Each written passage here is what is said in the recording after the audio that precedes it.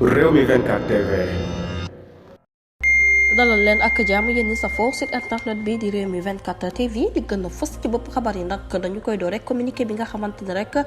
député bu groupe parlementaire Benno Bokk Yaakaar bi nag dal dinañ koy fësal ginnaaw bu ñu dajaloo niki tey ci talaata ji yemoo ko ñaar fukki fan ak ñett ci weeru avril ci atum 2024 ci ab assemblée nationale bi nga xamante ne rek doon nañ ko def foofu mu nekk nag groupement boo xamante ne rek dafa dajale nag député yi ña ngay rafetlu bu baax anam bi nga xamante ne rek la élection présidentielle yi nag jaaree yoon niki ñaar fukki fan ak ñeent ci weeru mars ci atum 2024 ndax liggéey bu am solo bi nga xamante ne rek def nañ ko ca ci wàllu administratif ak lépp loo xamante ne rek dafa ñeel nag élection bi mën a jaar ci yoon waaye nag gis nañ rek daal dinañ koy def ci xarañteef ak ci détermination dëgg ginnaaw nag bu ñu relever seen engagement ak seen fidélité ak seen loyauté ci président bu coalition Benno Bokk Yaakaar di son excellence président Macky Sall ñoom nag la ñu daal di xam ne ñoom leader yooyu nekk député ñu ngay rafetlu bu baax maturité bi nga xamante ne rek askanu Sénégal daal dinañu koy am ba tabbi ki leen neex waaye lépp rek ñu daal di koy def ci sérénité nañ nag Sénégal bi nga xamante ne rek moom lañu yàgg xam lii di république daf fay yàgg waaye nag nekk na réew boo xamante ne rek réew bu exemplaire la ci wàllum li nga xamante ne rek moom mooy wàllum mat gu mat sëkk li ko waral du lenn rek lu dul nag élection yi nga xamante ne rek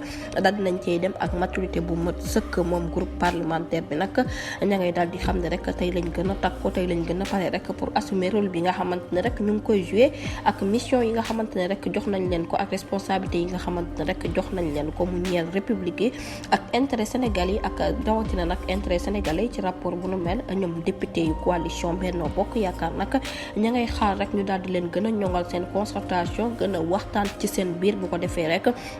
ñu daal di bokk même position bokk nag question intérêt national yi nga xamante ne rek